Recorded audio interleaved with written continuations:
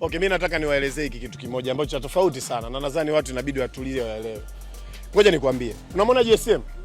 GSM anachokitaka ndani ya Yanga Afrika ni kuhakikisha ile logo yake ya GSM inaendelea kupeperushwa. Sawa?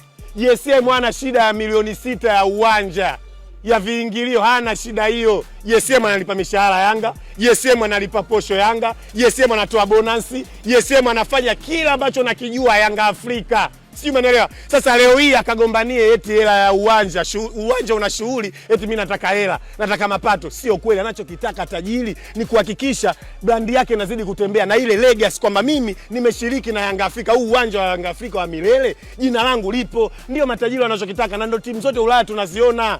Wawekezaji wanatamani kupata ile logo yake hiyo inatembea na inaishi milele. GSM hana shida ya kwamba sijui mimi nataka siku ni uchukue uwanja. Ngoja nikuulize swali tu dogo. Hivi unahisi GSM kuna siku anaweza akatoka akaja kuambia Yanga Afrika nataka uwanja?